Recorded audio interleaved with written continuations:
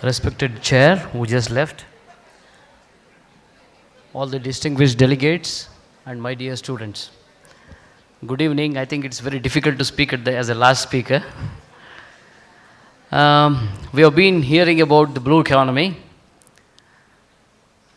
You know, the fish is a very important food. I'm happy that today in the lunch also they were keeping fish. Normally the fish is not served in the majority of the parts. I'm happy to see the fish today.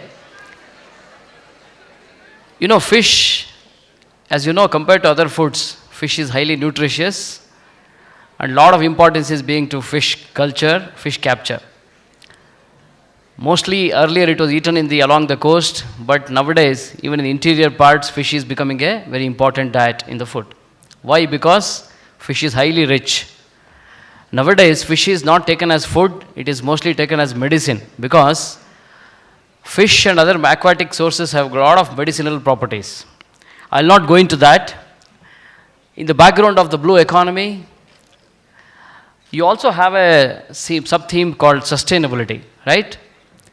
We are talking of fish. When fish is becoming important, we are talking of increasing the fish production.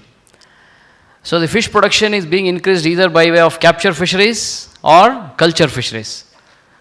Capture fisheries is simply whatever is naturally available in the reservoirs or rivers or the ocean, you are catching. And culture fisheries, you are doing culture. It can be in fresh water, it can be in marine, it can be in cold water, right? So if you see the overall global scenario, the culture is getting a lot of importance compared to the capture. Just because there is a demand for fish. So when we are increasing, you heard of green revolution. The green revolution, the major focus was to increase the production.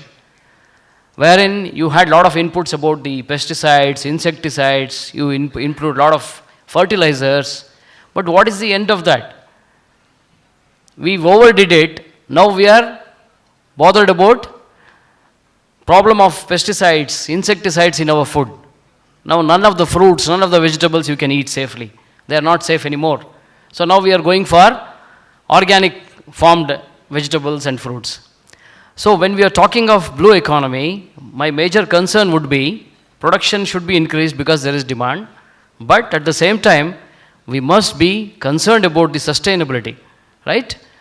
I represent an institute under Indian Council of Agriculture Research, which is under the Ministry of Agriculture. My institute is called Central Institute of Fisheries Technology, where we are specialized in harvest and post-harvest. We are basically mandated to do R&D in fish catching and fish processing. So catching is what? It has to be sustainable. So let me talk something about the responsible fishing. So responsible fishing technologies and also responsible post-harvest technologies. Its time is too short, so let me just bring few highlights about it. So what is the global scenario? Just for the information of the house, I'm sure not many of you are belonging to the fishy industry. I know fish means immediately you will catch nose, right? But I'm happy that I'm talking to many people who are not aware of many of the facets of fish. So let me take you to some of the global scenario. The catches are actually around 90 million metric tons globally, which are plateauing. The catch is not increasing, okay? It is getting stagnated. And what is the problem? Major problem is the bycatch. Bycatch is you are trying to target shrimp. When you are targeting shrimp, you are catching so many other small fishes, which you are not targeting. That is what is coming as when you are fishing for shrimp or whatever called jinga, whatever you say. So you are catching all the small varieties, you are killing the next generation. So that is a bycatch. That is a major concern for the country.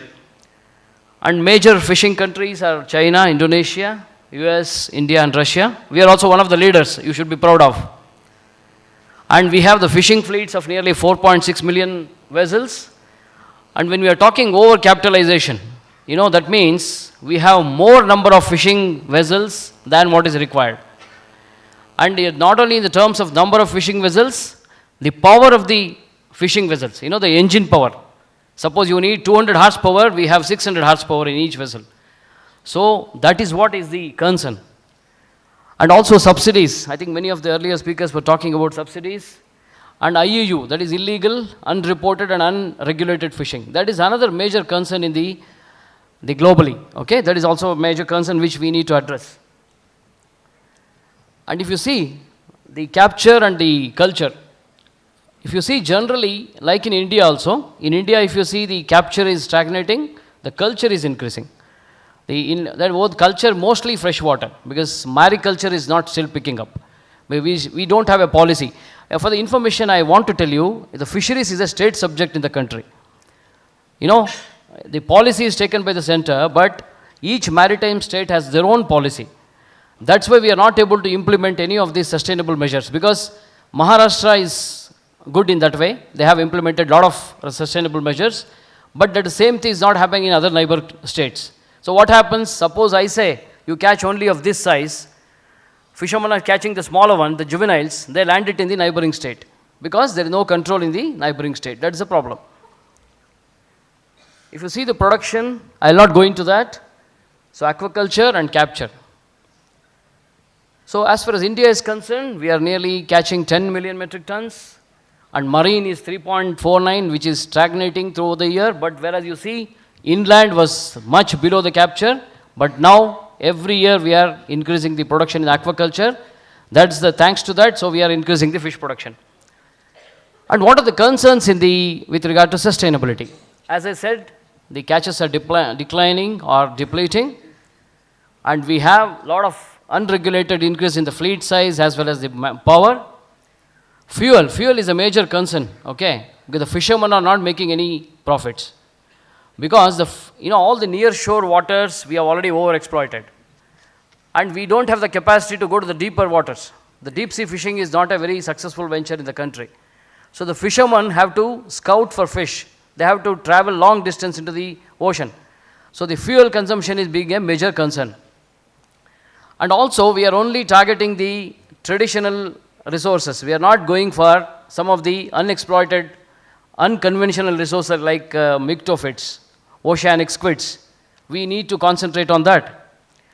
And I told you there is no restriction of the entry of the boats. That has been a major concern.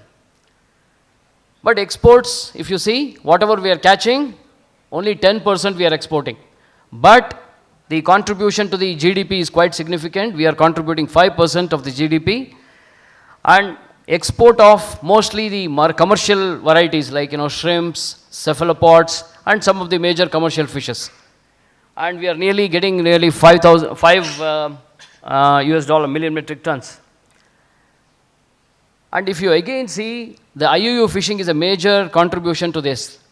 Nearly 1.2 million tons of discards. Discards is when you are catching, some of the smaller varieties like squilla, and which are not going for any export, or even if it comes to the market, and it's not worth, a fisherman will not ice it. The fish is highly perishable. You must understand. As soon as it is caught, it has to be iced. Fisherman will ice only the commercial varieties, which are having market. He will not ice the small varieties. So by the time it is coming to the landing center, it is already spoiled. So that will simply become discarded. Actually, it is all highly rich in protein and other nutrients which you are discarding. You are wasting the whatever valuable catch which is caught. That's why we are telling you only fish what is required.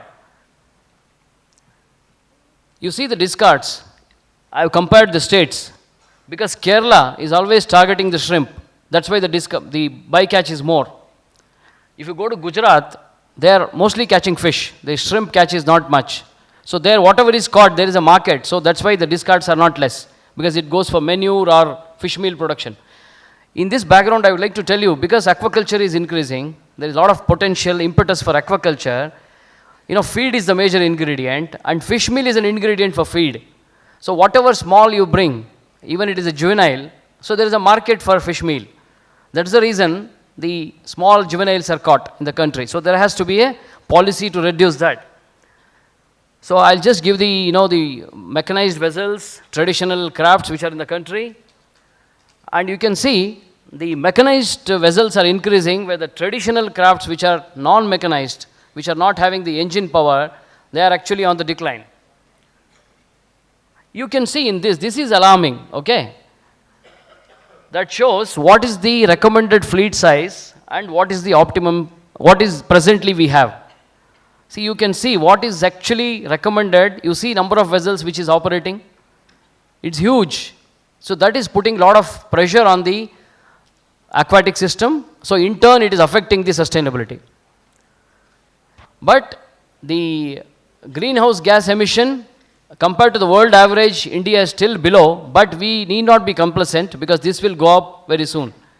So this has to be addressed, even though we can say it is less than the global average. So what are the interventions? My institute has been always developing different designs of fishing vessels. You know, the vessel, when I'm talking about high fuel efficiency, by modifying the hull design, by modifying the propellers, we can reduce the fuel consumption. So the fuel efficiency is the thing which has to be intervened in this sector. And also, we should go for responsible fishing technologies. Like, you know, trawling is a very damaging to the ecosystem. Trawling, because it will simply scoop whatever is available. Instead of that, we can go for long lining, we can go for gill netting, we can go for pole and line. So that sort of fishing technologies we must adopt for responsible fisheries. We have been developing fuel efficient vessels. I'll just screen through. These are all the fuel efficient vessels where we have modified the hull, modified the propeller. And also it is not only the boat design. We have been using solar power for powering fishing vessels. And this is the recent innovation we have wherein we can have saving of 15% fuel. Okay. We have a commercial model also of this, which we have been giving to all the maritime states. And in order to reduce the fuel, you should know where is the time. I think my earlier speakers were talking about the using satellite technology. Okay, by using the satellite technology, Ministry of Earth Sciences, there's an institute called INCOIS. They are actually giving the advisories to the fishermen on potential fishing zones, so that you know where is the fish. The fisherman has GPS in the vessel, he will go there and target it. So that will reduce the fuel consumption. And we have been talking of using alternate woods, coconut and rubber wood. Once they are used, we are developing crafts from that. By using aluminum, for different water bodies, we have been developing vessels. So what we are doing, we are developing optimized fishing systems. When I say fishing system, it is craft as well as the gear. I'll show you some of the, semi-pelagic. When I said bottom trawling, when you are doing bottom trawling, it will damage the whole bottom. It will catch whatever is available. So we have developed a semi-pelagic system wherein it is operated just above the bottom. And it will catch only what is targeted. I'll also show some of the bycatch reduction devices and the juvenile reduction devices which we have been developing. Normally the fishing net has got a diamond mesh. Okay, when you are dragging, it will automatically close. So the small ones cannot escape. So we have devised the square mesh wherein it will always keep open when you are dragging in the water. So the small size can escape always because it will not, the mesh will not be closed. So these are all the interventions we have been doing. And in the net, all these are designed based on the behavior of the fish. Okay? You study the behavior of fish, whether they are going in the bottom, in the mid-level or in the pelagic. So depending on their behavior, you design a net. And when you are having a net, you keep an opening on the top so that the juveniles which are going on the top can escape. And you are only catching so these are all the responsible techniques. I'll just show some of the pictures. See, these are all the two quadrants wherein the small juveniles can escape from the top. You can see we have put it's called fish eye on the top, wherein the small fishes can escape when you are targeting the shrimp.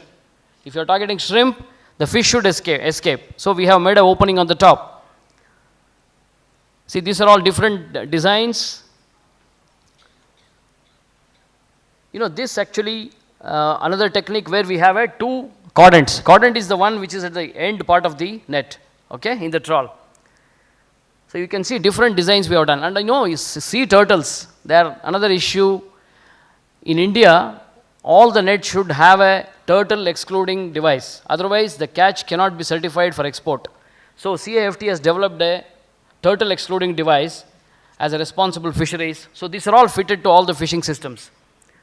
And we are using power blocks for reducing the fuel and energy efficiency, the gill nets, even the recreational fisheries, we are using different hooks.